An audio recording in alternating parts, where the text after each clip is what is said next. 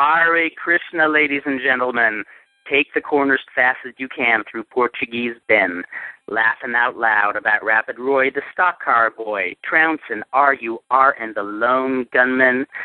You're DJing in the heavenly radio station featuring rock hits of the 70s, hanging with the Kid Bro fam and friends at All Nation Center in Boyle Heights. It was there, it is here, it was then, it is now. It is a starry night tonight. Grab that In-N-Out cheeseburger with a Diet Coke as your co-host. Adjust that TV antenna up there in the sky. Cozy up in a chair. Because Shirley Hardman is about to hit the track for the L.A. T-Birds. Happy birthday, No Mercy Ma'am. Greetings, ladies and gentlemen. This is Vandal Drummond and Fredo Esparza. How you doing tonight, Fredo? Are there ladies listening to this show? I would like to think there's some ladies listening to the show. Kind of interesting if there were actually ladies listening. That would be so bitchin' if we had a few female listeners. I'm thinking even one. I'm not going to be picky. Oh, well, we know one lady's listening to You Are Now Unmuted, girl. Oh, that's true. That's true, yeah. I wonder who she is and why she doesn't join in on the conversation after that point. Because she was a deaf mute, but she's learning to speak, and all she knows how to say is "You are now unmuted." It's like Helen Keller being taught how to say water. Oh, wow. I thought you were starting to say she was a recovering alcoholic. She could be. See, I hear things that don't really happen. You are now unmuted. No. Being alcoholic, not making fun of deaf people, by the way. We're not. We're making not deaf. Yeah, it's fun to make fun of recovering alcoholics, not deaf people. Now, if there's a deaf person who's also a recovering alcoholic, I think I could find some humor in that. Very poor humor, I must say. Poor taste. I would not lower myself to those standards, I must say. Come on, you just called everybody from San Bernardino. You called them retards, so. San Bernardino. You're pretty open about picking on people, so. This is true. Well, no, I have faith that if some people heard in San Bernardino, they'll take pride in it and, make a certain day out of the year National Retard Day or something like that. You could wear it as a source of pride. So, Kurt, like all shows, we should start the show by asking you if you watched any wrestling lately. Have I watched any? You're not going to believe it. I watched some wrestling on YouTube today. Oh, you did? I watched a name that we used to speak about frequently on Slammin. But we have not. No, not quite that cool. Not as cool as the Monster. Dr. Jerry Graham? I wish. I actually heard that there is supposed to be some new Dr. Jerry Graham video surfacing soon. Oh? I have yet to see it. I actually was told about this, I think it was around the beginning of the summer. Who told you? I heard it through Bob Barnett. Oh. And I have yet to see it surface, so I guess I got to go to Bob Barnett and bug him and I was just talking to Bob before I called you, and he didn't say anything about it. Okay, we're gonna have some words for Bob Barnett. I'm curious. Okay, now I'm gonna email. No, I have been hearing so much about what an awesome worker Prince Devitt is. Oh. And it dawned on me. You only heard that. There. You only heard that from Meltzer. Come on. But here's the thing. I never. Dave Meltzer thinks Stevie Richards is a great worker. No, but he really likes Prince Devitt though. And there were two things I realized. I've heard this name for a long time, Prince Devitt. Now, I had no clue what this guy looks like. Obviously, since I don't know what he looks like, I've never seen him wrestle. You've never seen him wrestle. I thought, what a cool name. I think you saw him wrestle in industry. Wasn't he here in LA once? Was he? I think he was. Oh, I might have seen him, and I think they brought some Australians here to LA for a while. He's not Australian. He's not Australian? He's Irish. Oh, come on. Now that's... His name's Fergal. Okay. You think... now I see why he changed it to... Okay, he's Irish. Okay, I didn't know he's Irish.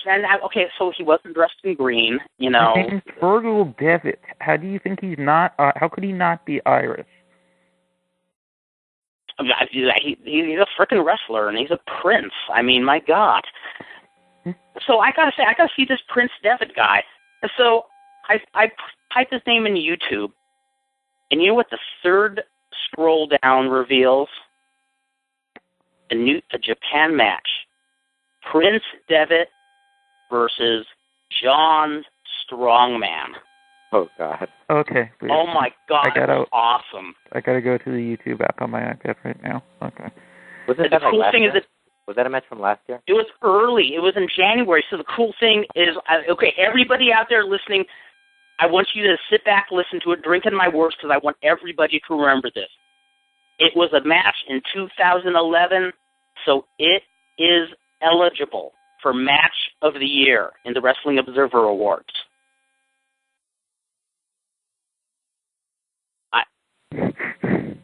I hear stunned silence. I can feel it. I'm looking for it. I just looked up Prince Devitt, and at least on the YouTube app, it didn't come up. That it wasn't near the top. So now I have to look up Prince Devitt, Strongman. I haven't seen anything like this since I saw... Okay. Yeah, I haven't seen anything like this since I saw Bull Ramos versus Haystack Calhoun in 1979. This was intense, you know? Now, wait, I have to ask, have you ever seen Abdullah the Butcher versus Zeus? No, I didn't even know that existed. Wait, you've never... Oh, my Fredo God. has, right? I have something to look forward to now. I try to forget about that stuff. Oh, my God. That is... either during or immediately after this show, you have to see this. Okay. The only good... No, wait. This Prince Devitt versus Strongman that I have here is from last year's G1 Climax. Oh, was it last year? Oh, yeah, I got my years wrong, man. I thought it was this year. Oh, this year, last year. I think I wrote about it last year. I want everybody to send it in as Match of the Year anyways. I want to get last year's Match of the Year turned over and put this one in as later. What was the Match of the Year last year? Probably something with... I don't know, but it was nothing like this one. Wasn't it an Undertaker versus somebody? Always Undertaker. Was it Undertaker versus Michaels? Probably. Strongman's a lot less cut here. Was he, like, cycling or something? I don't know, but he looked in great pain every time he moved. I mean, he looks angry there, but I think it's more like a frustration of, like, my joints are hurting. Oh, my God, my tendons. I'm trying to straighten my arms. I'm sore. I picture him with the body of a mastodon, but, like, this voice of Saul Rosenberg. Wait, Prince Devitt comes out to You're the Best from Karate Kid? Yeah. Oh, man. See, I've never seen Prince Devitt either. Than that. You've never seen Prince Devitt either? No, I don't watch current Japanese wrestling on general principle. Oh, man, sick. Because I hate people from the UK and Ireland. Now, the only thing I was really let down about is he's Prince Devitt, so I was expecting some, like, cloak of royalty, you know, like a flowing robe or a crown or some shit like that. Or he could be like an Irish Prince. Well, I was going to say Prince Ayuke. Yeah, Prince Ayuke, there you go. Well, wait, I forget, did King Curtis ever wrestle as Prince Ayuke or just his son and the other Prince Ayuke? I have no idea. Was he ever Prince, or was he just always King? No, he was always I think King. He was always King. He was always King Curtis. He was always King Curtis. He was always King Curtis. He was never a prince. Yeah, that's right. Yeah, now I remember, because even it was his nickname in school, even. Yeah, exactly. And I don't think he ever teamed, because of just the age difference by that time. Because by the time that, you know, by the mid-'80s, he was having to manage because he couldn't even really move around anymore. But, well, now I'm saying I want Prince Devitt to do a Irish Curtis Ayuke gimmick. An Irish King Curtis? That would be interesting. He could come out like Sullivan, come forth, my son. He could come out drinking like green ale like they do in St. Patrick's Day. Okay. What's that? Wait, why didn't you have Kevin Sullivan ever just do an Irish King Curtis gimmick? You had the leprechaun. It's not too late.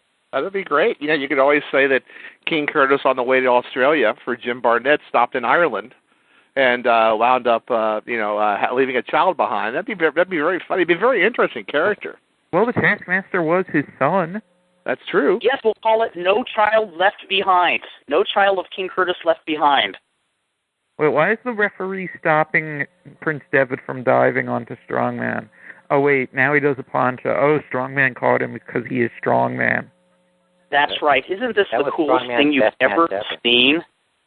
Strongman. You don't see stuff like this on Raw or SmackDown. Strongman is selling and no selling at the same time. It's amazing. It's because like he looks like vaguely upset, but he's still acting like it didn't hurt him. Wouldn't you love to be inside his mind right now? No. No, actually I wouldn't. The reason he may be selling and no selling is because he doesn't really know the difference. He's learning the importance of duality. Kurt, you know Strongman, all he does on Twitter is post pictures of crap. Crap is in stuff or is in crap, feces? like crap, feces. Wait, what the hell is up with Strongman's head? Why does the back of his head look like it has a ton of gig marks on it? Because he's muscular. So you're saying he's taken so much stuff that his scalp muscles. Oh my God, that is what happened. I mean, seriously, am I joking? He looks like he has theoretically, maybe even allegedly, taken so much crap into his body that his scalp muscles have muscle development. I swear to God. Abdullah the Butcher, eat your heart out. No, I mean, look. If you look this up on YouTube, this is creepy. So does that? Am I right or wrong? Am I right or wrong? Does he not look like he's in constant pain even when he's smacking Devitt around? Yes. He's a martyr. This is like listening to a DVD commentary and not being able to see the actual video. They're watching videos. I'm in constant pain listening to this conversation going on right now. Now, I think we need to put Strongman and Prince Devitt aside because I have to welcome Dan Farren. Dan, how you doing tonight? I'm doing fine, thank you. And Ryan Doyle. By the way, before you get to Ryan, I just want to say that nothing makes more scintillating radio than listening to people talk about watching something on TV. As always. I just thought of the perfect gimmick for Strongman that they really missed about in CML with him. He should have been Gringo Groon XXX. I say it's not too late. Just like it's Johnny not too Legend. late for... Yeah, it does. It's like a Johnny Legend character, yeah. That would be so perfect. It even sounds right. But finish saying hello to Ryan, though. Yeah, let's say hello to Ryan. Ryan Doyle, how are you doing tonight, my friend? I'm doing great. Is there any footage out there, speaking of YouTube footage, of maybe Strongman versus Zulu? Wouldn't that have been like, Oh. Well, technically, I think Ron Pope is still alive, so it could happen. It could happen. It could still happen. And I bet you Ron Pope would be open to the idea of pumping some more pharmaceuticals into him, so... What a match that would have been. San Bernardino. It could take place on G Street or wherever the San Bernardino arena was. Kind of like at the end of Rocky V to have the fight take place in the streets. This is where the ring used to be. Yeah, somewhere in this vast pit. Fredo, I think you can cross Ron Pope off a list of any future guests also. I know, Let's see. Ron Pope, Our Journey. Hey, come on, this is money, baby. This is money. This is more money than Peter North, I tell you. We could cross Strongman off the list, too, no? Yeah, probably, that way. Hey, man, I wrote haiku for that guy. What an Maybe ungrateful Strongman is one of those guys who takes it as a compliment when you say he's on a lot of steroids. There are some people that kind of don't have a problem with it or something. Yeah, there are guys who are like, you go into Danny Bonaducci used to say that if you want to buy steroids, You go into a gym, find the most juiced up looking guy, walk up to him and say, "Wow, you're a pharmacy." I think I'll pass on that piece of advice. I see me staggering out of the gym with my face beaten in. You're right, though. It's kind of sad. Strongman looks like being strongman is incredibly painful and uncomfortable. And like I said, the look on his face is just horrifying. He's a martyr for the steroid movement. All those steroid guys kind of look like that, though. He has it worse. I mean, Yeah. it's really... Well, because he was a bodybuilder. I mean, he has a whole I'm body. shocked. Yeah. Okay, Gringo Groon Triple X going down the aisle with Prince Devitt as his tag team partner. Prince Devitt could be like dancing a jig, smoking his corncob Why were pipe. you watching Prince Devitt matches, Bert? Why were you even watching that? Because it's a cool name. I'd never seen him before, and I've been hearing so much about him. Oh, okay. I have to say, you're right. This is a good match. Because it kind of seemed like something that was current, and that kind of threw me that Kurt was watching. Yeah, I something that know. was I current. mean, It threw me too. I had a bit of a crisis, to be honest with you. Yeah, when did you first watch Prince Devitt match? Like 5 years ago? Yeah. Yeah. I mean, were you curious because of the whole Jeff Katz thing that he signed with that show? Was that one of the reasons why you were curious, or? That is why, because I want to know because I thought this is a cool guy. Okay, the stuff he's been doing in Japan, that's not bad. That's a start. He's pretty good. That's not bad. It's a start. It's a start. But this Jeff Katz stuff, I mean, it sounds like Jeff Katz is up to do some wacky shit, and I think he's going to really mold Prince Devitt into what he is meant to be. Maybe he'll sign. Oh my God, Prince Devitt won. I know. I'm still watching the match. It's like, yeah. Who do you think? Hey, Kurt, who's going to have a better promotion, Billy Corgan or Jeff Katz? Oh, Billy Corgan from Smashing Pumpkins? I didn't even know he's doing a promotion. Oh God, Kurt, come on. Wait, as far as This has been the news like Rocky's- for the last 2 months. Yeah. What is it? Wait, which one is his? This is I don't know. Which one's Pro Wrestling Revolution? That's Katz. Okay, so wait, Billy Corgan is like... Resistance or something. Oh yeah, Pro Wrestling Resistance or Yeah, Resistance Pro Wrestling. As long as he's not being tutored by Barry Richards, he'll be okay. There's a question I would like to know. Whatever happened to Barry Richards? Wait, who's Barry Richards?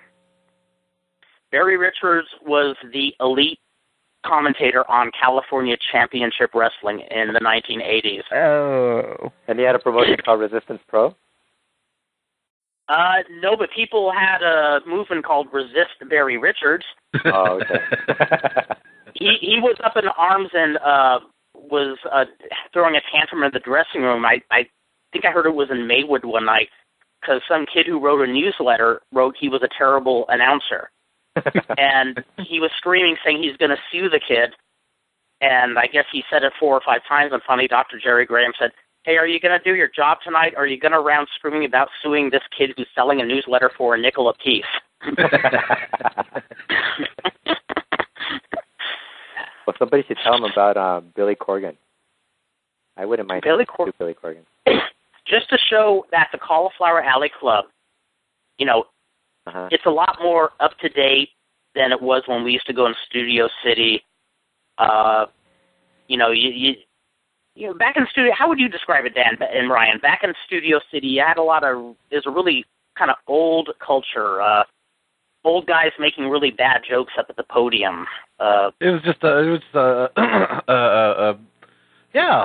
like a big gathering of just telling the old stories and backslapping and Yes. a lot of old but I loved it. I always had a ball, and I kind of thought at this year's Cauliflower Alley, I'm saying, okay, a lot of those people are gone. A lot of the old timers now are folks like Sergeant Slaughter and Ricky Steamboat, and it lost that old feel to it, like it's too much in touch with today. But then when Carl Lauer announced Billy Corgan from Smashing Pumpkins is here, I heard over a dozen people looking around going, "Who?" And I said, yes, it still has that stuck-in-time spirit. They don't know who he is.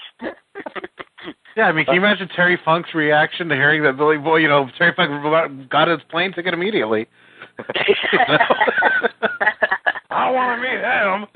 That's my boy. Kurt, it's probably the same reaction guys in their 20s do when they hear us talk about music. Exactly.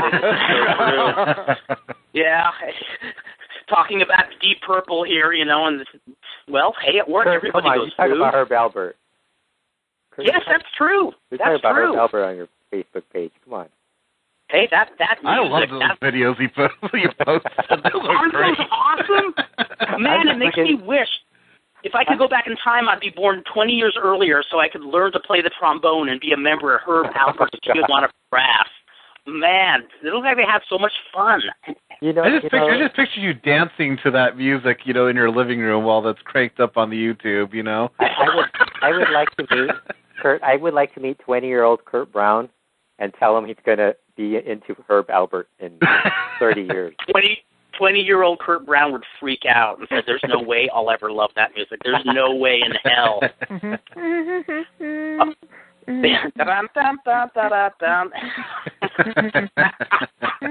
So which one of the promotions do you think is going to fail, Dan? Well, I'll answer it honestly. I think Corrigan's would be more of a niche type thing. It would be something that it's more of a vanity thing that he would be doing for fun because he's a wrestling fan or whatever. I think the Cats one is while it's it's the whole idea is to do wrestling, but the whole idea is to make money too.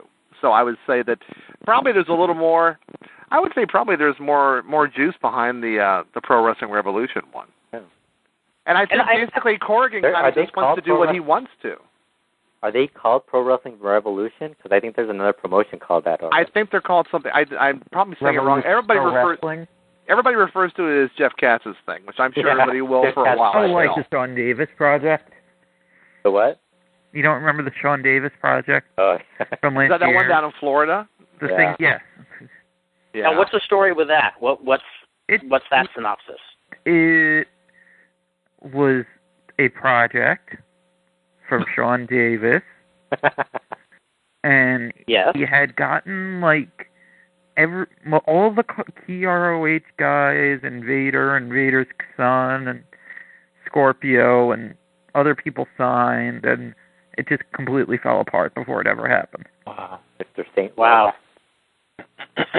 Now, was this a case of him claiming there was money that he didn't have, or? It was that someone from the New York Mets ownership family was the money behind it.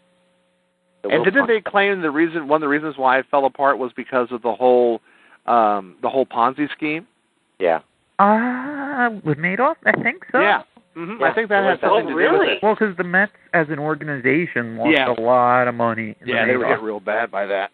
Yeah. But I think it's so funny about anytime I hear about a new promotion, in many cases I always, and maybe it's just being from around wrestling 20 years working on it, whatever, and 40 years of following it, I automatically am skeptical about any group. It doesn't matter who's behind it, what's behind it, or whatever. Sometimes I'm a little skeptical about some of this stuff because, I heard guys who had a really, a good head for wrestling talk about this Florida group like it was going to really take off and be something, and I'm like, I just don't see it. I don't think it's going to happen. I just didn't believe it. Now, I think with the Jeff Katz thing, I think it's something very interesting and something very different. It'll be interesting to see how it comes out.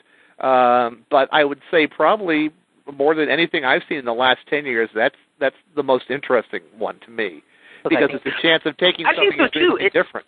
Yeah, I was going to say that's what I liked about Jeff Katz is when I heard him interviewed, I just thought, here's somebody who has an idea that sticks out. That sounds like a whole different cup of tea, and whether it's wonderful or tepid, I'm just curious to see what he cooks up, and it's refreshing to see somebody come up with a whole new concept.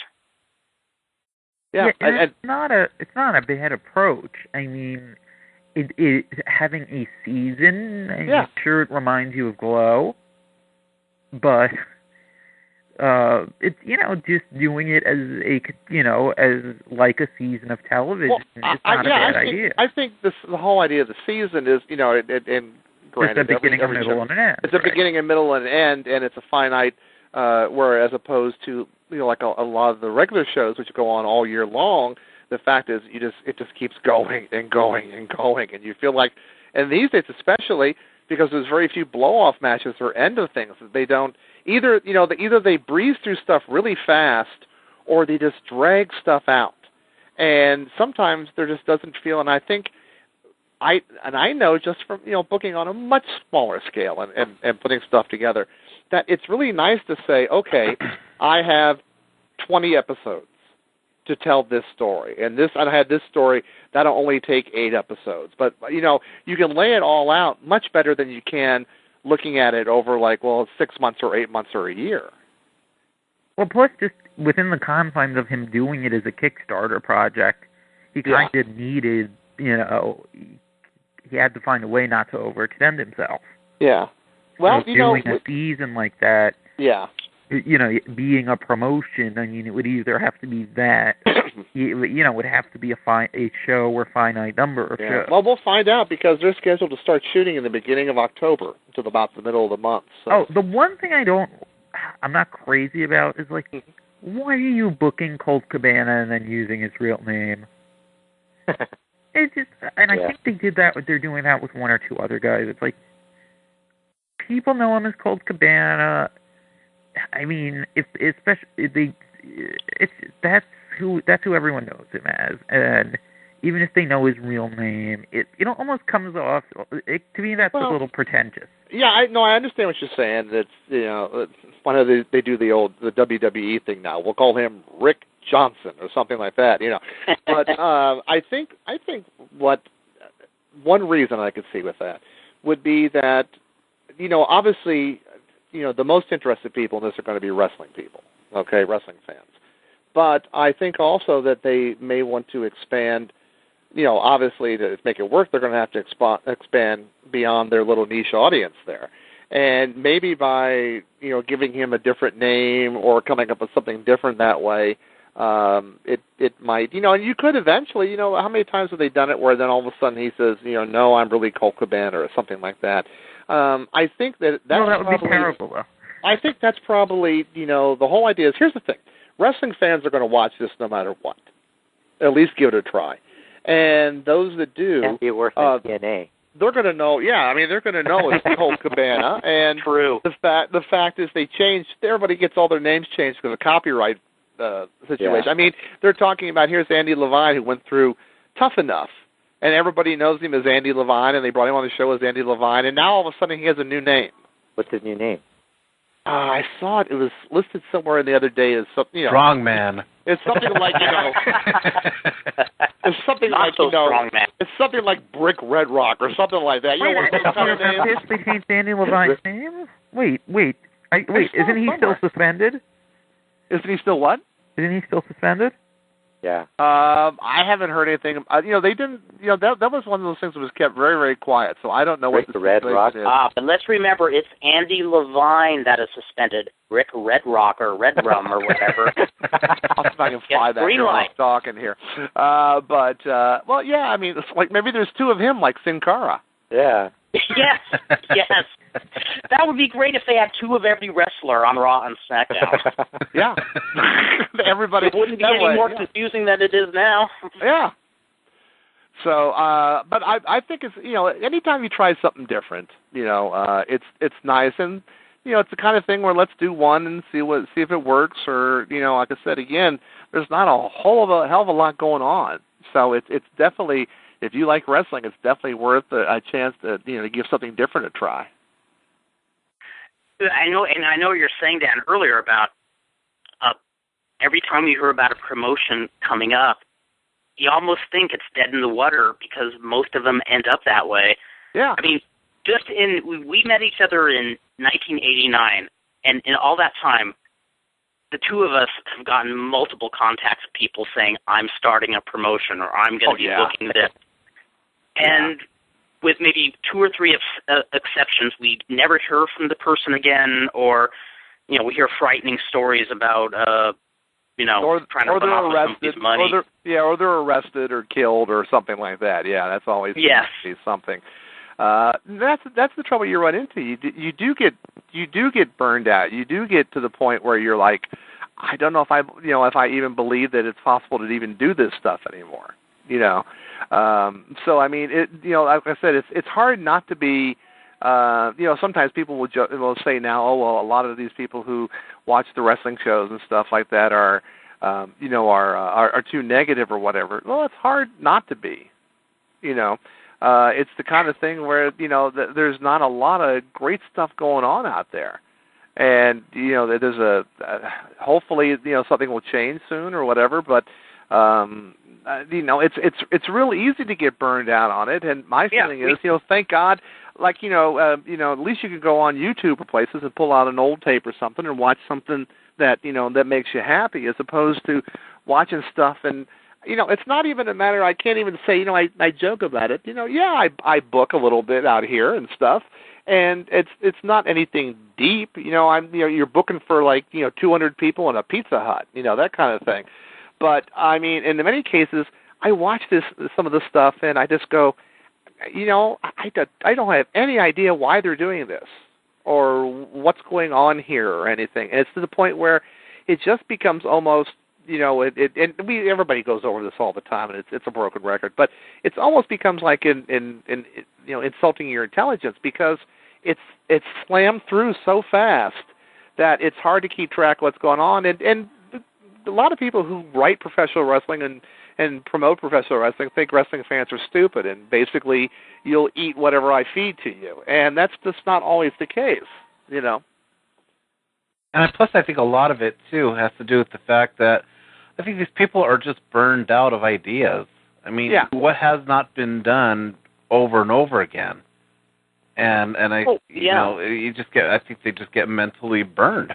Yeah, and I think that's why in the old days what they used to do is they'd always change a booker 6 months to a year. Very rarely would somebody go longer than that, because you would get burned out. I mean, that's one of the things you'd read a lot about in the Gary Hart book or any book of those guys that work that kind of stuff.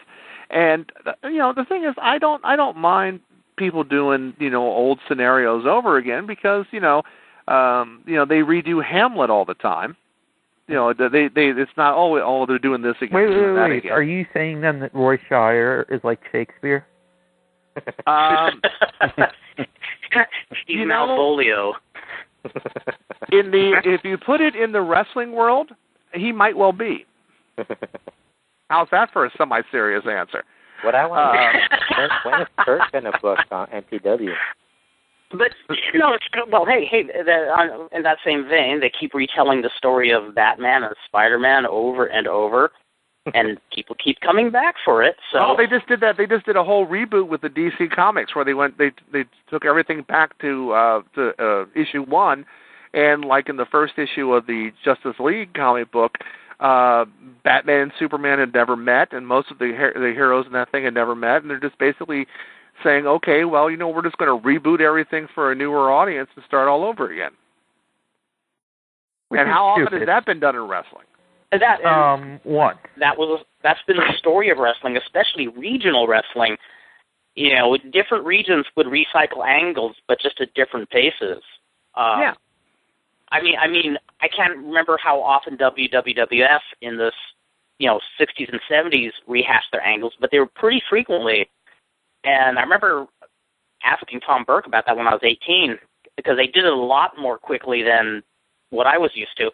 And he said, here the wrestling fans tend to get into it when they're 13 or 14, and most of them lose interest at 16 or 17. Yeah, please start all over again. Yeah, exactly, for the new 13 and 14-year-olds coming in. Yeah, exactly.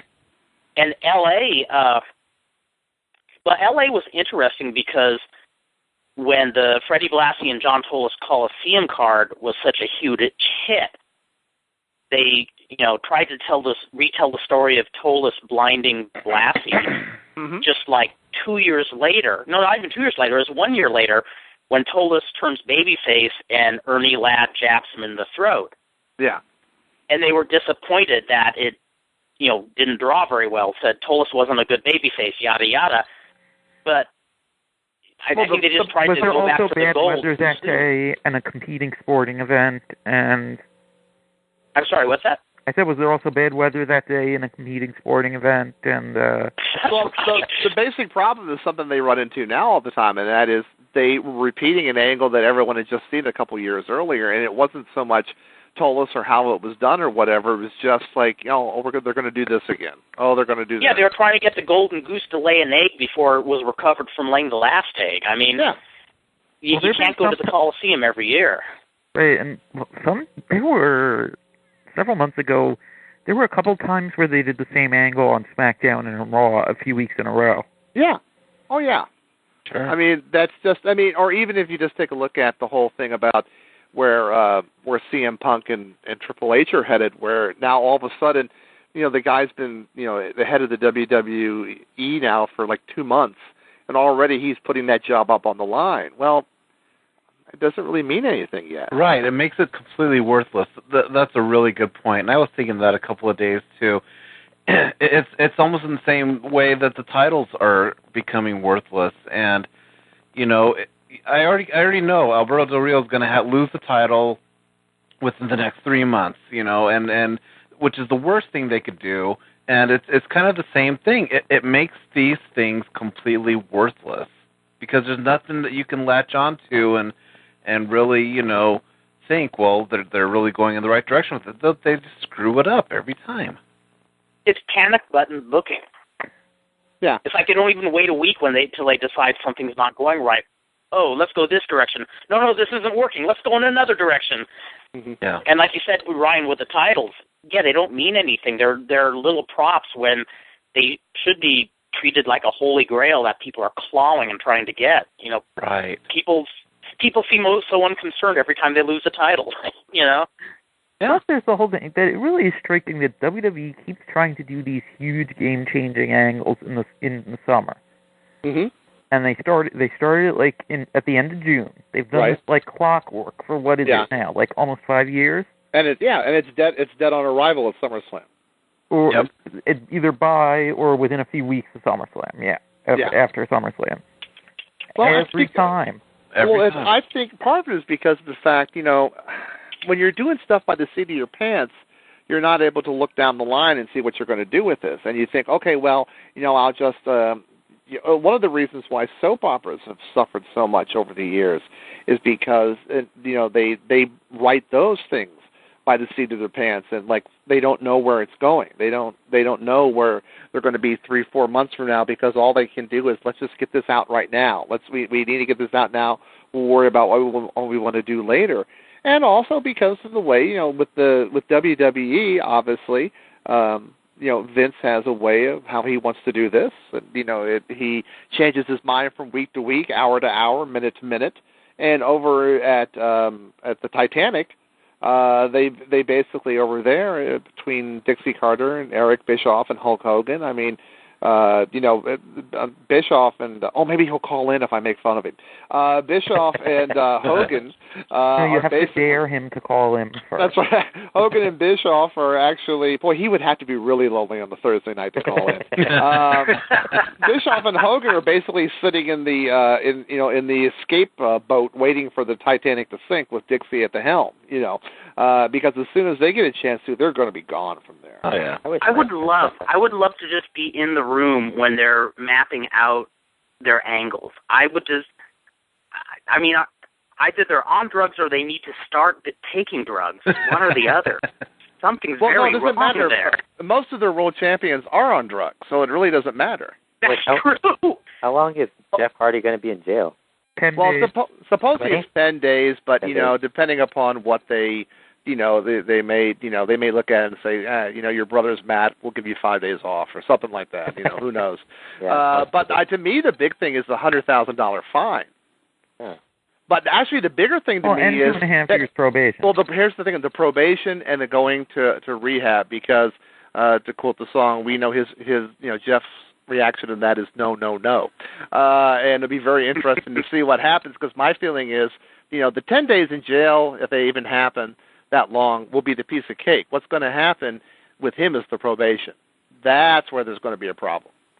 because I don't know if he can stick to it, because mainly, and again, I don't know this guy. I'm just, from what I've seen and everything else, it's just that they are really in a big state of denial about that they have a problem. Oh, dear God, yes. Yeah, unless that changes, there's another arrest coming up real soon. You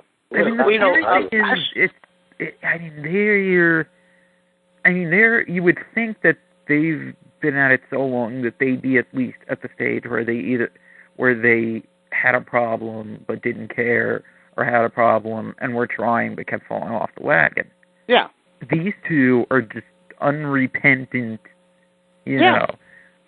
unashamed but still in denial drug. And you look at Matt, and Matt's to the point where he thinks everything's an angle. Yeah. He thinks when he gets up in the morning to when he goes to bed at night that all of life is an angle. And we know what happens there. Just ask the Von Erichs.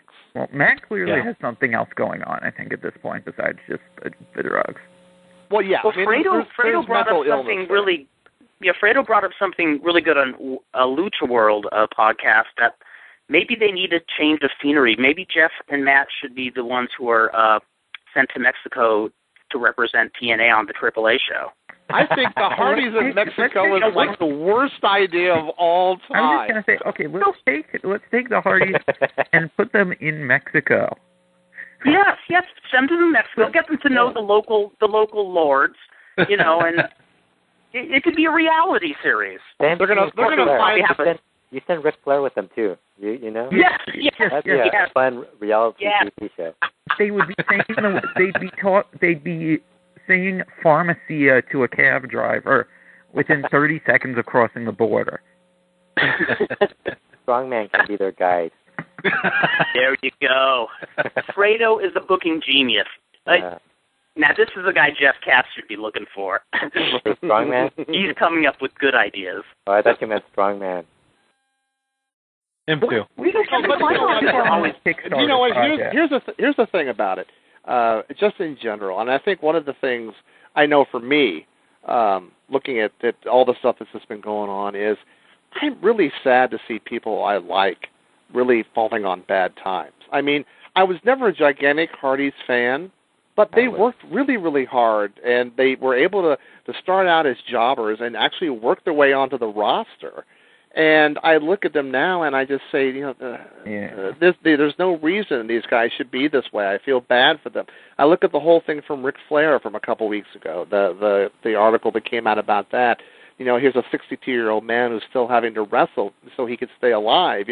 Hogan, had that horrendous divorce and Nick's accident, and he's been working.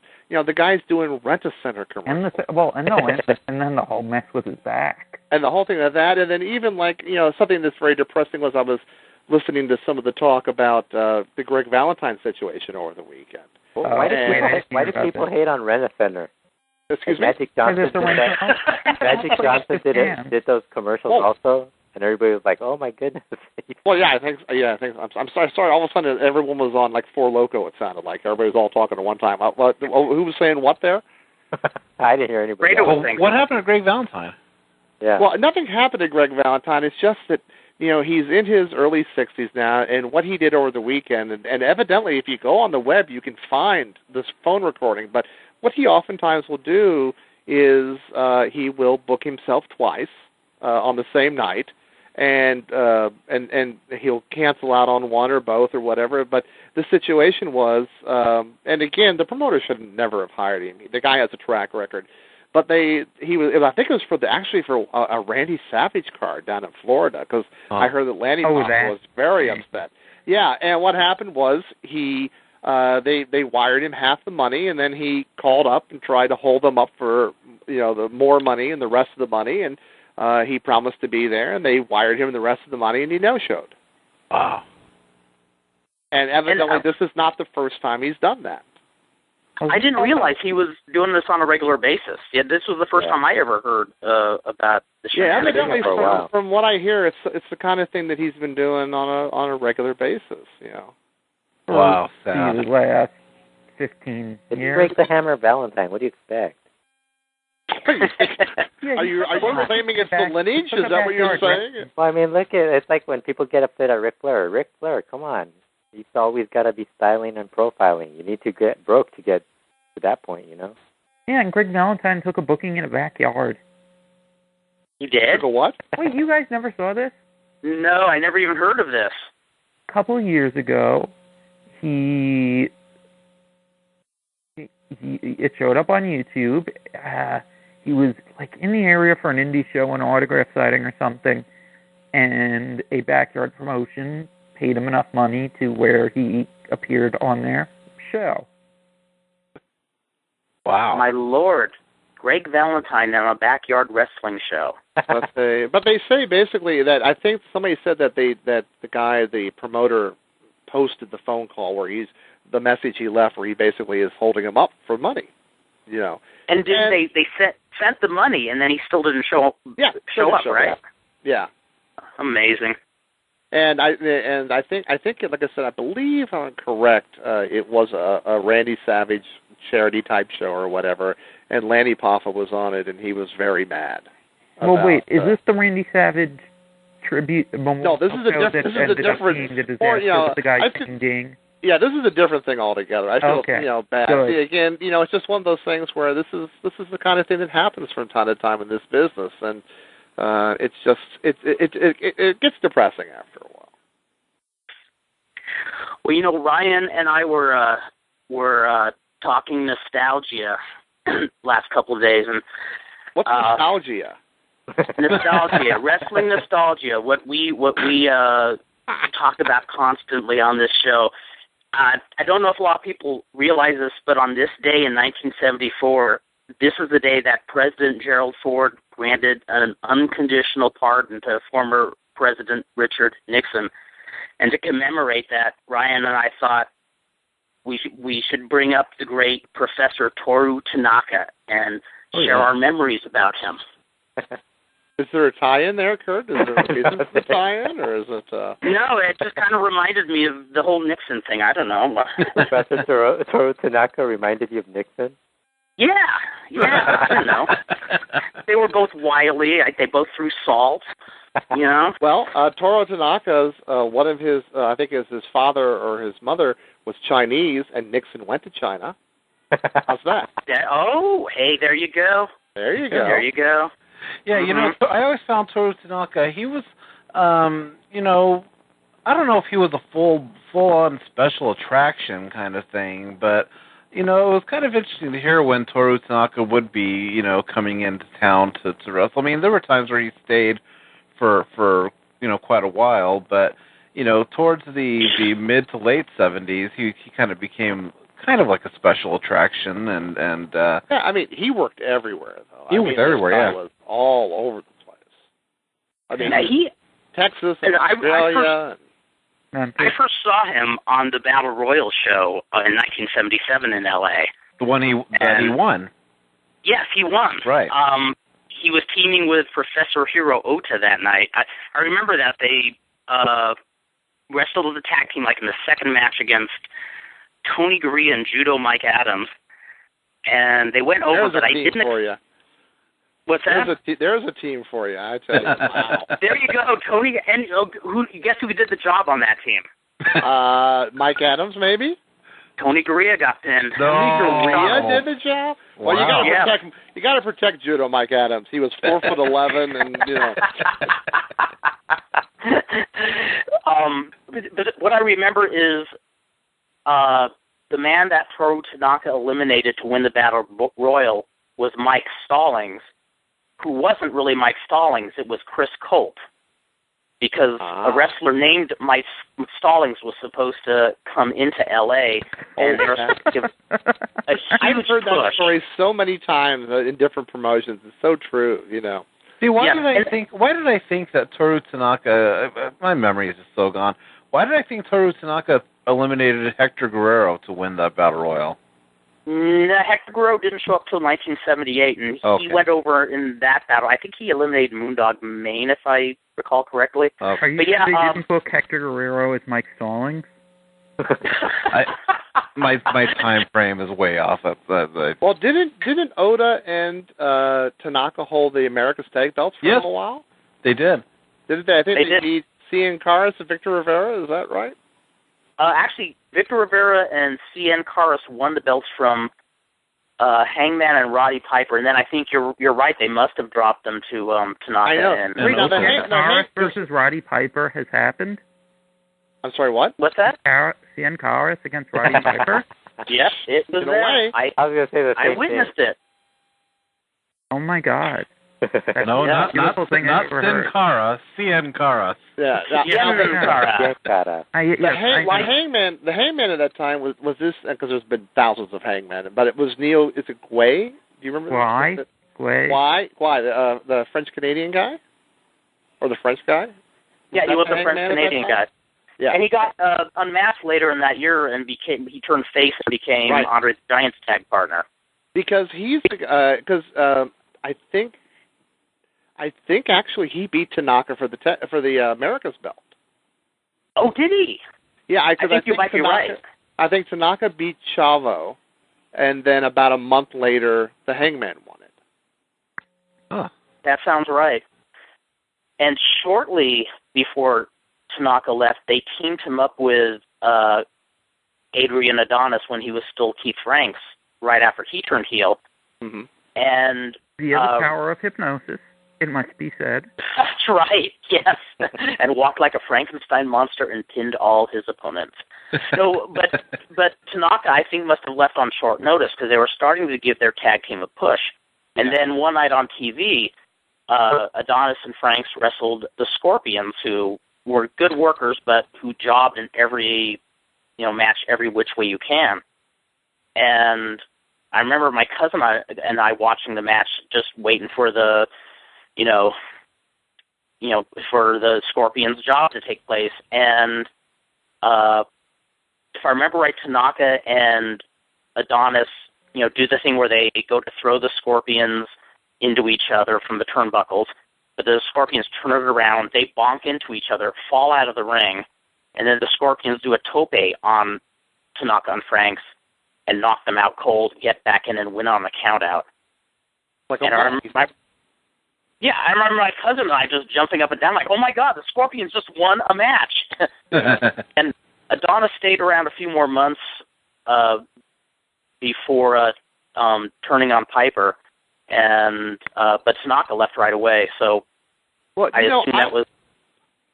Tanaka is one of those guys that really always did look like a wrestler. I mean, that guy was a Sherman tank. He really was. I mean, if you look at those shoulders and that neck, and from what I remember from stuff reading about it and looking around, is that he went into areas and he did oftentimes get a nice singles push, but tag was his whole thing. And most everybody always remembers him with Mr. Fuji from the East Coast back there, but.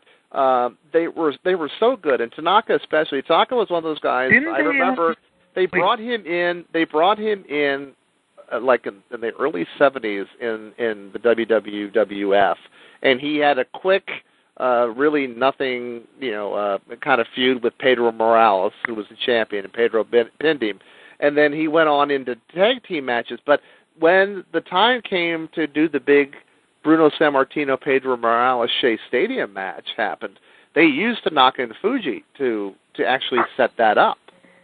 That's right. They had that tag team match beforehand. Mm-hmm. They had the tag team match where they threw salt and Bruno and Pedro's eyes, and they started hitting each other, and instead of just apologizing afterwards, they decided to settle it in Shea Stadium. And then they went back afterwards, like in Madison Square Garden, like a month after that, and teamed up and beat Tanaka and Fuji. Yeah, and Tanaka really, he wrestled everybody, having wrestled in all the territories. I mean, the who's who. I mean, everybody. Oh, yeah. Backlund, Bruno, he Pedro. Wrestled Brody, too. He wrestled Brody. Bruiser Brody, Andre, Meal, everybody. What's funny also about Tanaka is that his real first name was Charlie, and Charlie Kalani, yeah, and I remembered that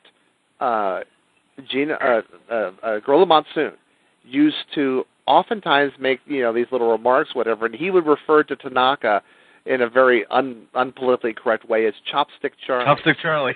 Oh, my Lord. And I always remembered that. It is always like the old Chopstick Charlie out there, But I mean, that was a time when, for a while, Tanaka's big finishing move was to whip the guy on the ropes, give him a karate chop as he came off the ropes and pin him. That's all there was to it. Oh, wait, was it a karate chop or a judo chop? Yeah, the judo chop to the throat as he's coming off the rope. Well, I mean, technically, he would rear back and chop him like a regular chop. Mm-hmm. I always seem to remember the judo chop was kind of like the open hand thrust, I thought. Oh, okay. But I tell you, though, he was, Tanaka was, very well schooled in jiu-jitsu and stuff like that. What I find funny, of course, is always these situations. Here was a guy, he was supposed to be the evil, and I think actually we talked about it before. Shakespeare, Roy Shire, actually was the guy that got him started in wrestling. And I seem to remember that, if I'm correct, he was actually Tanaka was actually a veteran of the military, which I always think is funny because he was playing this sneaky, conniving Japanese guy. Yeah, he was actually a veteran, and when he died, I do remember this, he got like a military funeral. That is so cool. Well, it's something you said about that big, stocky build where he looks like a wrestler, but most wrestlers with that bulldog look also had a bulldog face. He had the most placid expression on his face. He just looks so calm, even if he's doing these, devious deeds in the ring. Yeah, and he had all those, and he was perfect for acting, and he did that a lot, especially after his, into the 80s, whenever, the body started deteriorating from wrestling all those years. And he fought Chuck Norris and did all these other films. He took that great bump for Pee Wee Herman in Pee Wee's Big Adventure. That's right. And he was in the Just a Gigolo video for. Yes. Yeah, David Lee Roth. He did a lot of David Lee Roth videos, if I remember correctly. I love that in the David Lee Roth video where he has that Hawaiian skirt. Yes. That is so awesome. That was so great. That's right.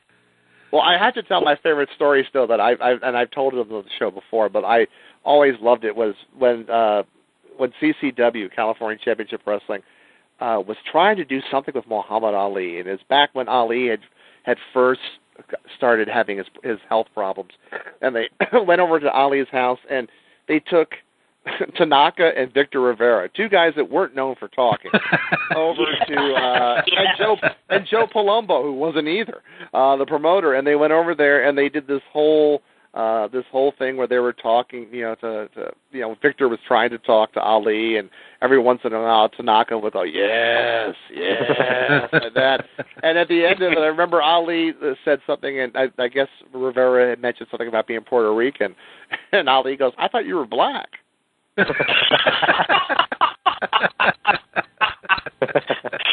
Well, if I didn't know that was California Championship Wrestling booking that angle, I would have thought this is somebody's poor idea of the sick joke. Yeah, and Rivera always had those great plaid jackets on he used to wear. Oh, yeah, man. The clothes horse. He had some ugly ass jackets. Suits. Boy, did he ever! Boy, Tanaka was not the greatest color commentator, though. No, he was not. Oh, yeah. Oh, God. I don't know why. When they were doing CCW, they would pick guys like Tanaka and Earl Maynard who just weren't, Or Anton the Ripper Leone. Oh, but listen, you know what? Anton the Ripper Leone looked like Gordon Solie next to Tanaka and Earl Maynard. I swear. Yeah. Because, all Earl Maynard would sit there and do was, oh, yes, Barry, look. Oh, he's hitting him, Barry. Look. Oh, Barry. Now, either Ryan or Kurt. Before. I'm sorry, what? Haven't we had this exact conversation before? We probably have. That's the whole charm of Slammin' Stan. Exactly. You can hear us over and over again. We always have. Yeah, we always had that same conversation before at one point. But we believe in that old promoter's motto: recycle, recycle, recycle. We're just bringing it back with a new coat of paint on it. That's all. Can we wait 7 That's right. between repeating our? But actually, Kurt or Ryan, I don't remember it as much, but they did that angle where Tanaka supposedly lost the match or had to leave town, and he came back under a hood, and he Yeah, he wrestled as his name backwards. That's Mr. right. Akana. That's and right. he spoke in his regular voice, too. He didn't put on the heavy accent. Yes. I don't know why people don't like my friend Toru Tanaka. But then, of course, he would still do the same chops and have the same body and everything. So it's like really, And then I remember Gene LaBelle saying one night, "Well, fans, Mr. Akana wasn't masked. Did you wonder who he was? Well, spell Tanaka backwards." Wow! I'm the last to find out. I was so busy keeping points, keeping score on the match that I was. Oh, Kurt, you're so brave now. When Gene was on, I didn't hear you bringing it up then, huh? Yeah. Even over the phone, I think he intimidates me some. Yeah. In fact, I got to tell the anecdote again that we told on the episode of Slammin that never aired because of my incompetency. After that episode of Slammin, I go up to the Cauliflower Alley. And Gene LaBelle is hanging out at Eric Hayden's booth. And as people recall, when Gene LaBelle was on the show, he claimed to be psychic and that my birthday was March 12th. And I'm saying, well, March 13th, you're off a day, miss. Yeah. So I go up to him at Cauliflower Alley and say, Mr. LaBelle, hi, I'm Kurt Brown. I'm the guy you talked to on the podcast that my friend Ryan arranged. And he's saying, what's your name? And I'm going, Kurt Brown. And I said, yeah, you were on our podcast a few weeks ago. And he says, so you have like a radio show, is it? I said, well, a podcast, not really a radio show. And he says, that's really interesting. And I'm sitting there thinking, the guy's a bit senile, and he's just acting vague and says, well, good luck with all that. I'm going, oh, thank you, sir. And he says, oh, and one other thing. Tell Ryan I'm going to get him in the gym and stretch him for forgetting your birthday. For getting your birthday wrong. I did. Selective memory. So what you're basically saying is that Gene was embarrassed to be on the show. That's what you're trying to say. Oh, I knew that from the start. So, Kurt and Fredo, though, tell us about this new podcast you're doing. Which one? The one without new podcast. Actually, like 10 of them. Well, the new podcast we're doing is LuchaWorld is a podcast where Fredo and I talk almost strictly Lucha Libre. Mm-hmm. The reason we're doing that is the original concept behind Slammin was it would be a podcast that kind of focuses on the world of Lucha Libre with a little touch of Japan and, we weren't going to talk about Japan. Okay, you're right. We're going to talk Lucha. And slowly the show evolves into what it is today, which I love and adore. But Fredo and I were saying, we always intend to talk Lucha on this show, but we go in so many different directions, which I hope we always do. I hope this never changes. But we said we do want to get a good dose of Lucha talk on. And so we decide we're going to make LuchaWorld a regular recording done live in the LuchaWorld studios in Pomona, California. And we will continue doing Slammin every other week. And how often are you doing is it once a week? I do it every single day, actually. Really? Yes. Oh, that's a scary thought because we could probably talk for 2 hours a day on Lucha. We actually don't have a set schedule, but Fredo, aren't we looking at like every third week or so? Yeah, I think so. So basically what happens on this show is that Kurt starts talking, and is it like this show? Does Fredo leave then for a while and then come back? No, I actually stayed during that show. Oh, you do? It's amazing. You'll hear those of you who listen to Slammin will hear Fredo in a way you've never heard. If you mean you can actually hear him on LuchaWorld? Wow. Not only can you hear him, but he actually dominates the conversation much of the time. Well, that's because Fredo's seen stuff and you haven't. That's why. Yeah, it starts out, well, welcome to LuchaWorld. So, what's the news, Fredo? Huh? Exactly. This show is more like talking about older stuff, like since nobody really watches current wrestling, so. That's great. It's like how many times can we talk about CM Punk and all this stuff, you know? Yeah, and everybody else has talked about CM Punk too. You know, I mean you hear, you know, people complain about the Observer site. How many times they talk about TNA? Like, I think they have like 2 or 3 different podcasts that talk about TNA every week. So it's kind of like, okay, I think we don't need to talk about that. Or Raw. I don't want to talk about Dolph Ziggler. Yeah. Or Raw, you know.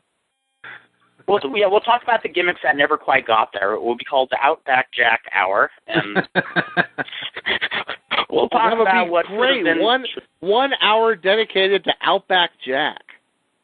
There you go. Every day. Yeah. Every day. You know what's scary is there is probably somebody out there who was obsessed with Outback Jack. There's somebody obsessed about every single. Everybody, yeah. There's no way you can't be. I knew somebody who was obsessed with Giant Silva. Remember that? Really? Big wow. Yeah. There's somebody on this podcast who's obsessed with Strongman. Oh, Ryan. I know you like him, but I don't blame you. But, you know. That's good taste, right?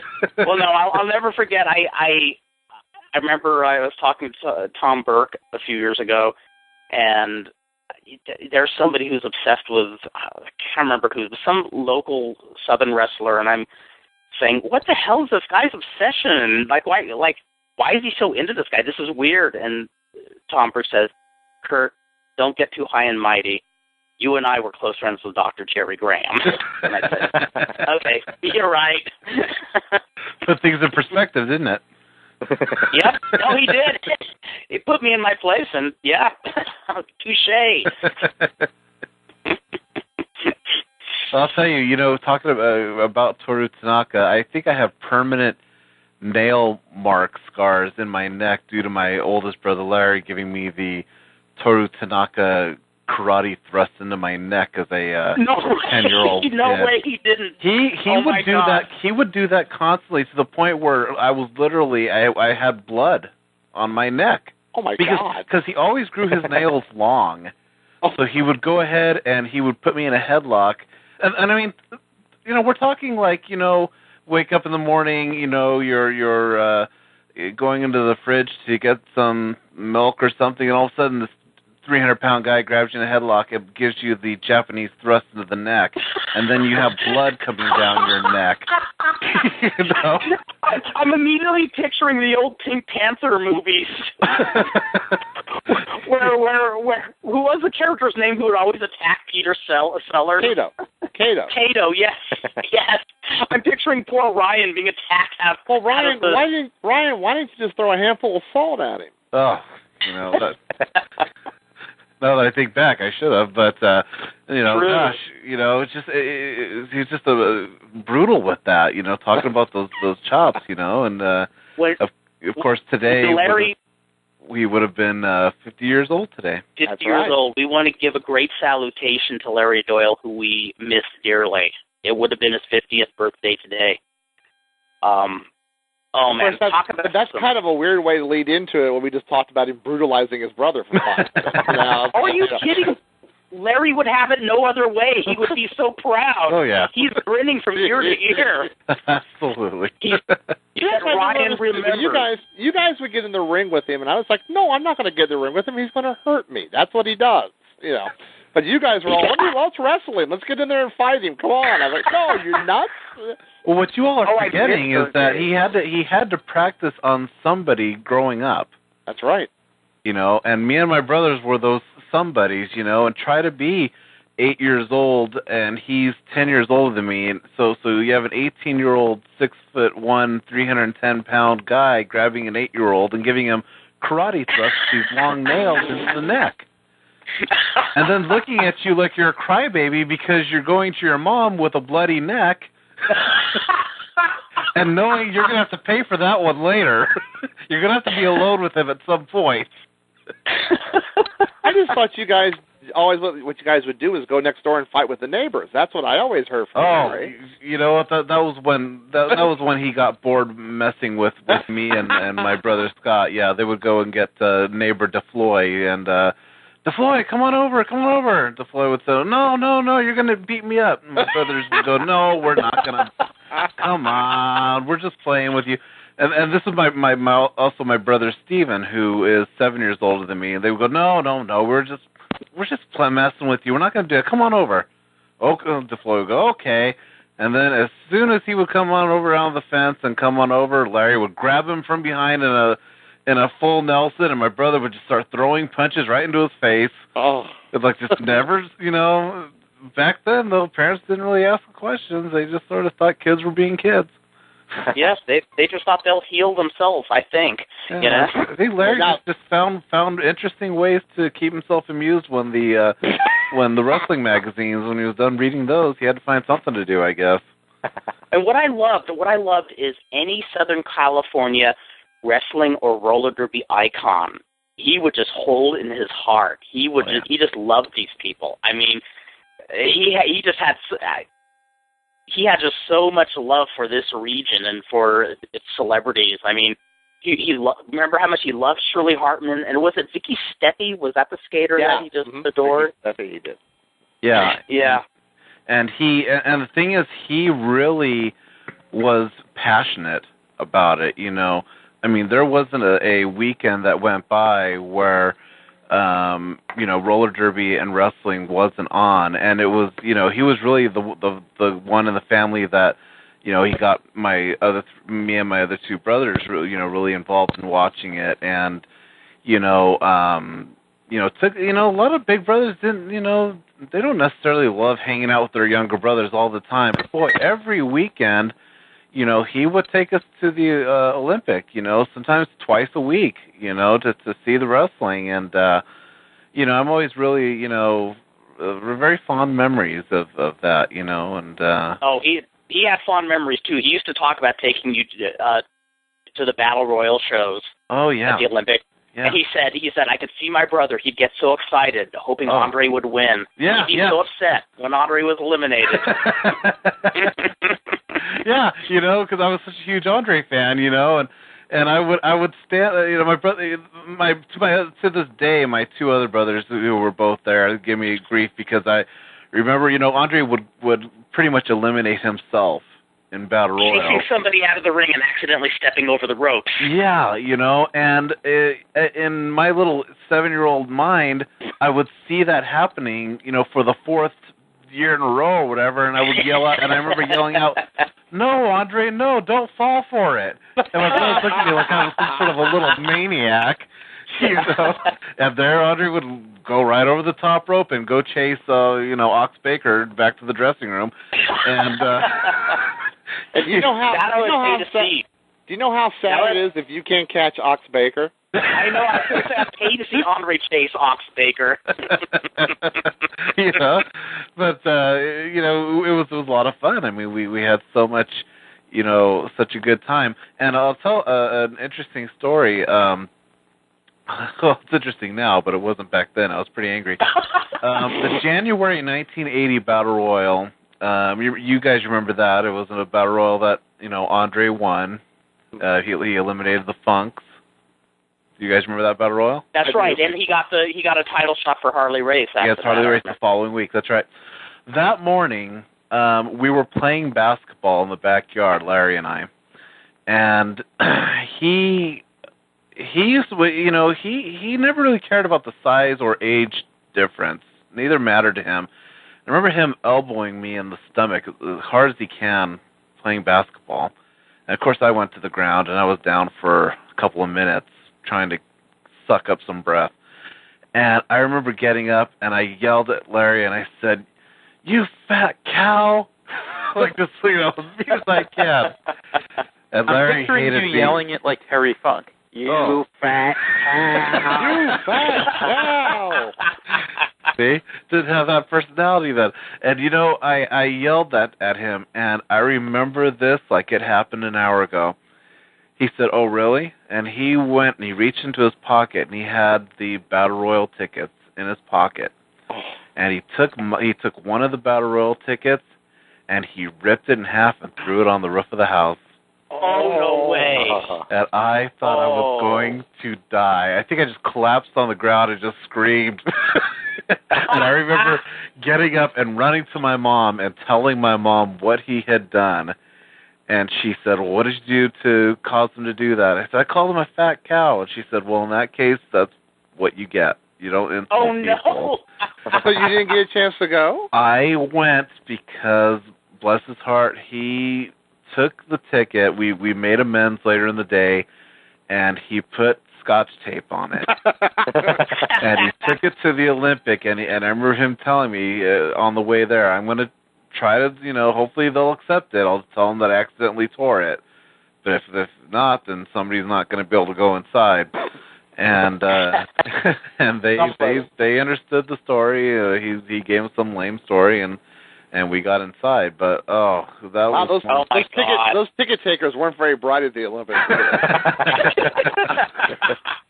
I thought you were going to say, Ryan, that what he did was because you're an Andre the Giant, he would pick you up, hold you over his head, and throw you over the fence. That's what I thought you were going to say.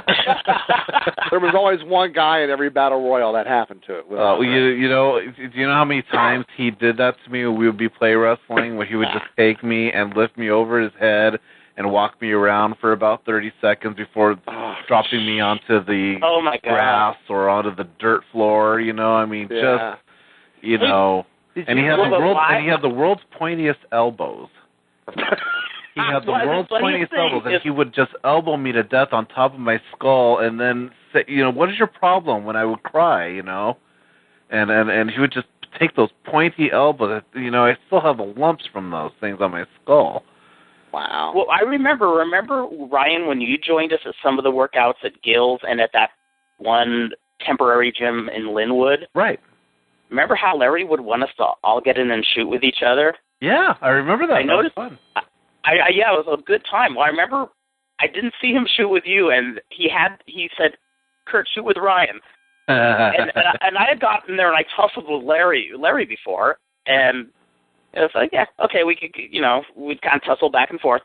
I got in there with you, and you just threw me like effortlessly. Well, first of all, I didn't know what I was doing. I had no idea really what I was doing. I knew some basic stuff, but you knew what you were doing, and you had me in a position where you wound up kind of being over my back and sort of had me almost. I know exactly what happened.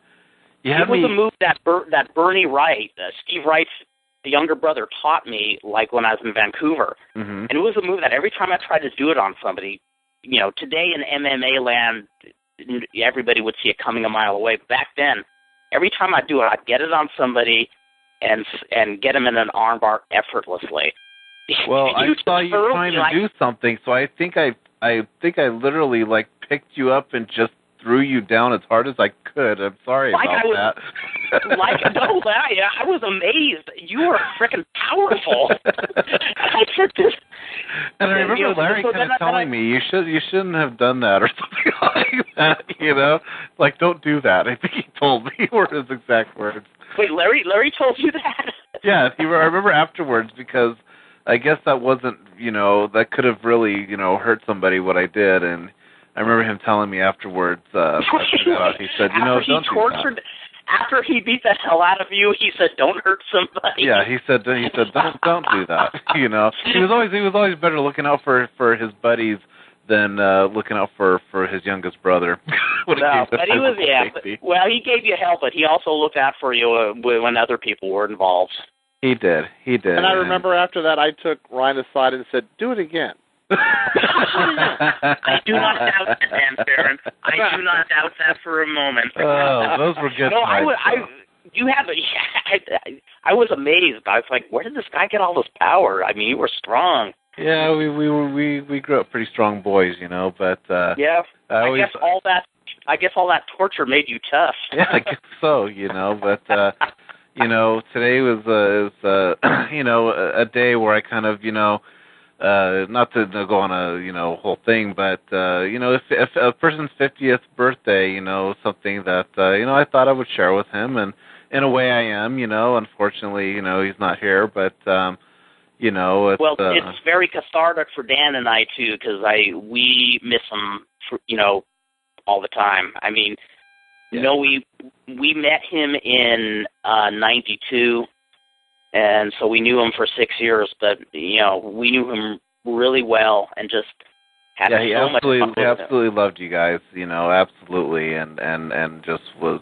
You guys were every bit as much brothers to him as we were, so it was, and I want to say I'm very glad that you are back in our lives. I know we were out of touch for some time. Thank you. After his passing. It's awesome to have you back. Yeah, it's great. It's great. I feel like It's a lot of fun, these are definitely the good times too. And that's one of the things I keep thinking in the back of my head. I think Larry would want the party to keep going full force. Oh yeah. Well, I feel kind of bad now because I used to help Larry sharpen his elbows. I had no idea. I would never have done that. Boy, we could be old pencil sharpener around, and we just go to it. And, Those were some killer elbows. Oh, those are really bad. You don't believe me? Ask my two brothers. They felt the same thing. I believe you. I watched your brother work very close up from time to time, and exactly. Yeah. But good times. And then there was the move that Broadway Danny Wolf to this day calls the Doyle driver. Doyle driver, yeah. It was basically the Bubba Slam, but Larry put a little more attitude into it. A little more dangerous attitude, I guess. Yes. Yeah. Yes. Hey, Kurt, I wanted to ask you, not to interrupt this, but didn't you go up to San Francisco to see roller derby recently? Yes, as a matter of fact, I did. 2 weeks ago, it was the Bay Bombers and the New York Chiefs. Did you go up with Danny? With I Danny met Wolf? him up there. Oh, okay. Yeah. I actually went up there, and I not only did the roller derby, but I got together with some friends I hadn't seen in years. Hung with my cousin for a while. But I did my usual shopping on Haight-Ashbury earlier that day, and it was really cute. Some girl who must have been 18 years old in tattered jeans walks up to me as I'm just walking up and down the sidewalk, and she says, "Excuse me, sir, can you help me?" And I'm getting a little nervous, saying, some troubled runaway. And so I'm kind of like, yeah, are you okay? What can I do? And she goes, "Could you tell me where Jerry Garcia lived?" And I just sat there saying, "Yeah, I know I look the part, but no, I'm a stranger here." At least she didn't say she was with the Girl Scouts and had to get a badge by walking an old man across the street, That would have been... I would have never recovered from that one, no. I thought she was going to try to sell you a 1980s Battle Royal ticket that was ripped in half. Taped it back together. It's not real? Here, take this ticket and smoke this, and you'll see the 1980 Battle Royal. That's all. Did you guys see I'll forget about it. Did you see Eddie Mansfield has a shoot date coming out? Yeah. He had what? I'll be curious to see that. Eddie Mansfield has a shoot tape coming out for RF Video. Bix, have you heard anything about that? Yeah, he rips on Dave Meltzer. Of course he does. He rips on everybody. Yeah, that's the whole Eddie. Eddie basically founded professional wrestling, and oh boy. Oh God! Yeah. I met him the same day I met Tom Hankins in Houston, Texas. Mm-hmm. And a bunch of us were up in the hotel room where the WFIA convention was, and Tom Hankins, the purveyor of fine herbs, brought us all up to his room, and we sparked the owl for several hours, and just sat back and just listened to Eddie Mansfield talk bullshit. And I remember Tom Hankins' daughter, she's like 14, and she just looked at me and says, "Oh my God, he's even, he's just like he is on TV, only even more so." She remembered all those Eddie Mansfield interviews on LA Wrestling, but he was a good interviewer. I thought he was great. Yeah. But the problem is he tried to apply it to real life. His big thing, he's trying to impress us by saying that he knew Roz Kelly, who was Kinky Tuscadero from Happy Days. Okay. Oh, God. Pick in the last year, actually. So he associates with people who get fired for having attitude problems. Exactly. Birds of a feather flock together. But yeah, I was going to say the roller derby actually was, of all the shows I went to, this was the fourth time I went up north, and they drew about 1,000 people to this game. And of all the games I've been to, this is the crowd that stayed till the very end. And technically, the male skaters were the better skaters, but they're not the ones who held the crowd. I think part of the problem was the male skaters had no rhyme or reason to the whole game. They just kind of wailed on each other, and the score between the men was rather even. The female skaters told a better story. The team captain for the Bay Bombers was Patsy Delgado, and the heel for the New York Chiefs was Stephanie Garcia. And they had Stephanie Garcia just sucker punching Patsy Delgado right and left, outscoring her. And E.G. Miller played the heel manager, and I'd never seen him do the evil manager role before, but he is absolutely hysterical doing it. Hysterical and annoying. He would also sucker punch Patsy Delgado and would sucker punch the captain of the men's team. And each time, the Bay Bombers captain, Jim Fitzpatrick, would rush over to go nail E.G. Miller, but E.G. Miller would hide behind some of the other skaters or, just duck him and get away. And this went on till the third quarter. And finally, after the umpteenth interference, for, no particular reason, the referee just grabs his whistle, blows it, and says, "You're out of the game," and E.G. Miller throws a fit. And then Ray Robles on the Bombers comes up and nails E.G. Miller. The crowd pops like crazy, because they were wanting to see him get socked all night. He holds E.G. Miller in full Nelson, and every baby face that he punked all night came over and socked him, and the crowd went nuts for it. And again, it's one of those really simple things. Have this guy be annoying as hell, but don't let anybody touch him till the game's almost over. So he got thrown out of the game, got smacked around, and went like a dog with his tail between his legs to the dressing room. And in traditional glamorous roller derby fashion, the Bay Bombers won in the very last play, and the crowd popped for about everything. Cool. Yeah, so that's the roller derby. I think Dan wanted to know more about Eddie Mansfield. No, I really don't need to know anything more about Eddie Mansfield. I think I've known enough about Eddie Mansfield. I'd be curious to see that, though. Now, but if I hear one more, shoot tape where the guy, I want to have somebody actually sit down and do a shoot tape where they start talking to him, and the guy goes, I really had very little to do with the business. I didn't discover anybody. I didn't, do this. I didn't do that. It's like, it was dumb luck. Yeah, dumb luck. I kept getting hired and got a push, and I don't know why. I was the first person ever to use entrance music. Had a good time. What? What? All right, Bix, go first. Go first, Bix. I said, no, I was saying is another one, and I wasn't the first person ever to use entrance music. Yes, one of those. Exactly. And I found Hulk Hogan, being washed down the L.A. River in a basket, and I saved him, and I trained him, and it's all this stuff. And we all partied with John Belushi in 1987. That's right, exactly. And I leaned over to David Shelton and said, "Hit Mr. T while you're at it," that kind of stuff. So, who besides me, I'm guessing just Fredo, if anyone, learned something about Bill Watts this week? About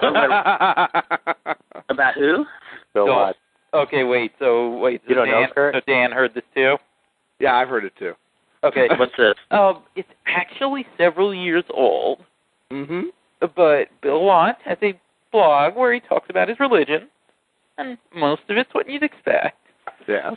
And maybe I should actually pull this up and read it. Oh, this sounds good. Because, well, okay, so one of his things is, on homosexuality. And, let me pull it up. Cowboy, okay.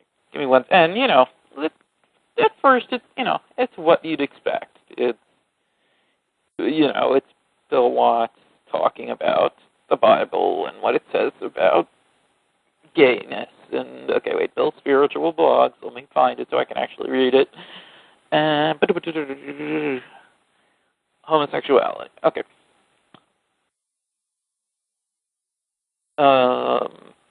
Okay, wait. Actually, wait. There are two of these. Okay, here's the right one.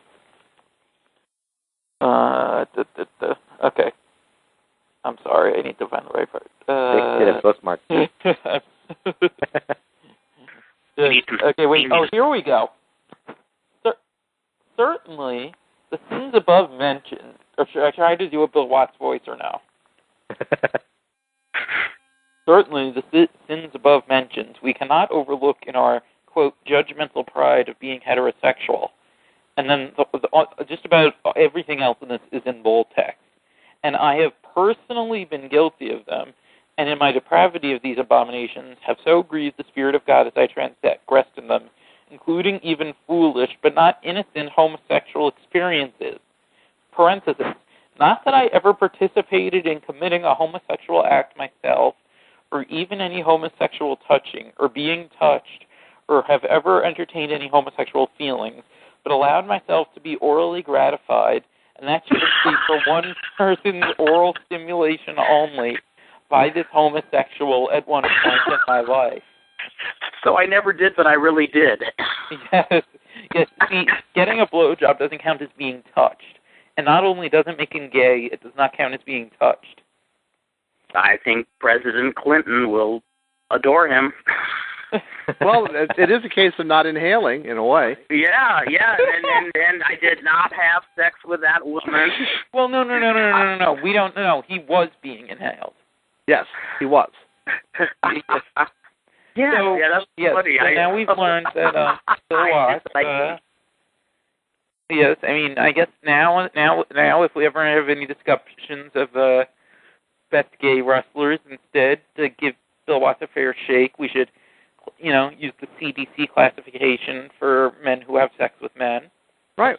And I think we should call up Hank Aaron and read this to him right now.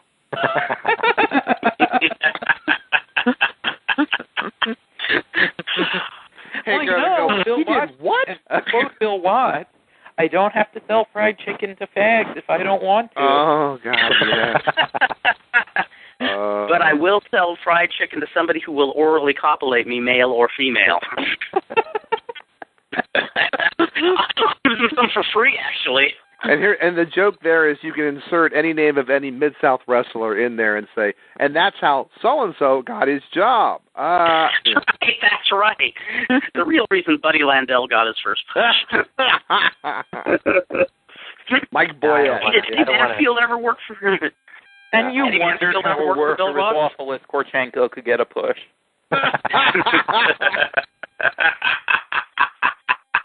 You know what I love? When you say Korchenko, what I love about that is there's one of those early VHS tapes that came out that Sergeant Slaughter hosted that was, different matches from different areas or whatever. Yeah. And I remember it was Slaughter and this little kid who was dressed like him. And watching it, and every time that they had to say the name Korchenko or whatever it was that way, Slaughter would turn to the kid, and the kid would say it. And I just had to figure that old Sarge couldn't say it, and they gave the line to the kid. So Slaughter would go, and then that Russian maggot, what's his name? And he turned to the kid would go, Korchenko. And I just always laughed about it. I was thinking about Slaughter couldn't pronounce the name, and probably that's why they had That's funny.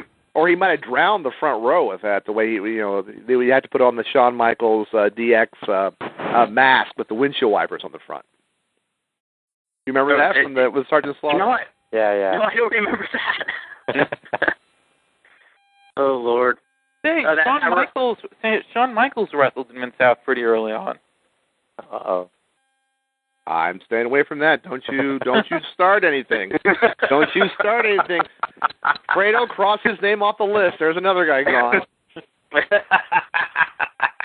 as long as we could get Ole Anderson on the show. Oh, God, that would be hysterical. That would be hysterical. Ole Anderson. We'll let him complain about everybody. Yeah, exactly. That just reminded me of what Tom Zank said about Ole Anderson.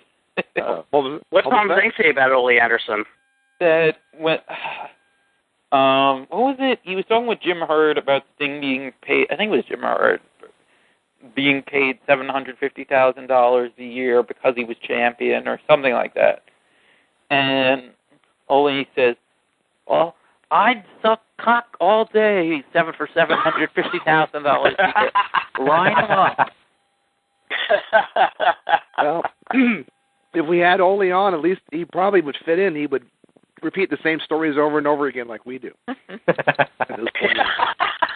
I don't want to bring that up, Dan. Yeah. That's what business is here for. Oh, actually, this is actually there's something Bill Watts actually does on the website that's actually worse than this. And I'm not actually. I almost feel so terrible about it that I'm not even going to discuss it. But he I don't even want to describe it. I mean, you can see it if you'll find it if you go. No, you got to tell us. You've gone too far. You have to tell us now. He's talking about abortion. Okay, and I'm not. This isn't going to be a judgment on anything either way because I don't want anyone to get into an argument whether it's here or listening or anything. But okay, so he talks about it and blah blah blah blah blah, and he says, and like with homosexuality, when he was young, he pressured his girlfriend into getting an illegal back alley coat hanger abortion. And he talked about how awful it was. Okay. Now, blah, blah, blah, this is awful. I'm like, okay, whatever, and I can understand how he feels this way, et cetera, et cetera. But then he reveals, and then I went on to marry her and have 3 wonderful kids with her. And now she owns the tape library. Yes. No, but that's terrible. Like, you're gonna, I doubt this is something she just openly tells people. Yes, I agree. I'm only saying it because it's right there. I'm saying I felt mortified to even consider talking about this, but it's out there, and I agree with you on that one. Suddenly, the show has taken a real awkward turn. Okay, let's make more jokes about. But I have to say, you know what? I'm gonna go back to After Dark. I don't need this. I know, Dan. Which, by the way, I want to point out to everybody to. By the way, no. Let me just say, for doing something as awful as just exposing that presumably without asking her, considering how acrimonious their divorce was. Well, honestly, he deserves all the jokes we make about him getting blown. I agree. By You're so yes, I agree totally. Now on the bright side, and at least he didn't expose the business. That's all. The ultimate sin. Now on the bright side, if he ever becomes mainstream, this would make a great South Park episode. Wouldn't that be? I mean, there you go. Rick Perry's looking for a vice president candidate, so that could be the guy. There you go. I found a way to bring around that story and make it fun and tie it to something more cheerful. Any of you watch Curb Your Enthusiasm this week? Oh yes, Mr. Softy. Yes. Mm-hmm. So Bill Watson basically is Larry's therapist. Okay. There you go. Because all of you saw it. So anyone who's listening who didn't see it, it was that he would always tell anecdotes about other patients, and he would say, "Well, obviously I can't say due to confidentiality, but he's a famous director. He directed Star Wars, and he would go to prostitutes often. It would take him 5 minutes to finish everything." Oh, that's great. Now, the After Dark with Brian Alvarez, we want to point out the last episode featured Dan Farren, and this is the antithesis of... Kurt, I didn't know Dan knew other aliens besides us.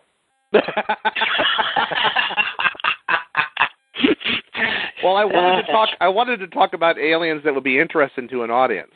so I had to talk about the other one. So you had to eliminate us. I'm surprised nobody, Dan, I'm surprised nobody sent you an email asking you about road trips with Kurt Brown. like people expect Kurt to be insane the whole time. I did. Well, you know my answer to that all the time. People say, is Kurt really crazy? And I go, of course he is. What do you expect? Come on.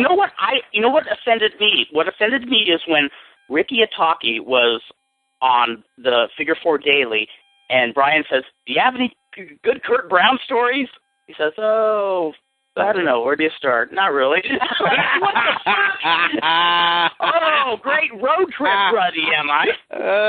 I must be loads of fun. Meanwhile, Brian's treating you like you're a Von Erck or something.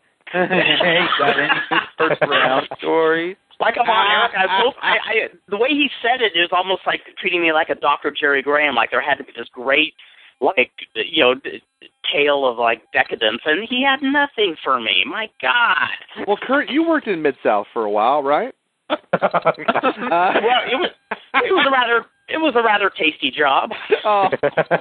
Isn't it time to throw the Monsel powder, Kurt? Isn't it about time we should go? No, I guess it is, but I do want to say in all seriousness, it's worth subscribing to the Observer for that episode alone. Actually, Dan, it's a free show. Rocked.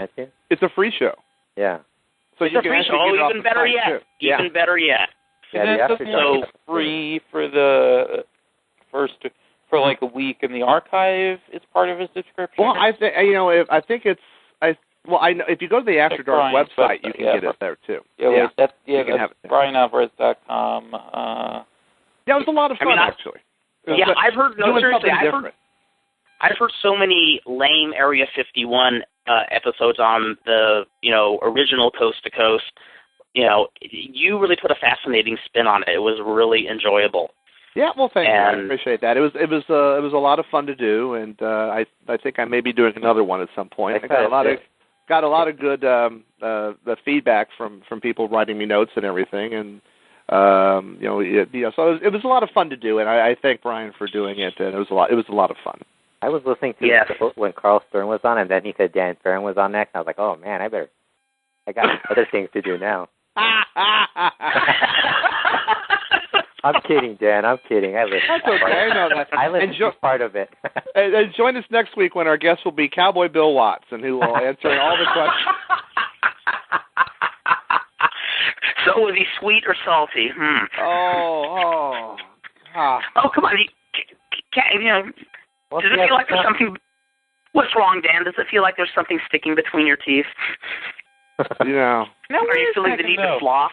Hey, they did bring him into WWF for a few weeks to try to replace Pat Patterson. Maybe that was the one job he did wrong. Well, I do think on that note it is a good time to toss the Moncel's powder, don't we think? It's a great time, Kurt. It is a great time. But we have, as people know, we have a brand new way of throwing Moncel's powder at the end. We no longer throw the traditional pie and soupy sales face. We say, for all of you out there, until next time, may the right hemisphere of the brain short-circuit the left hemisphere. The left hemisphere of the brain short-circuit the right hemisphere. And bing! Bing! You're there. Until the next episode, ladies and gentlemen. Yeah!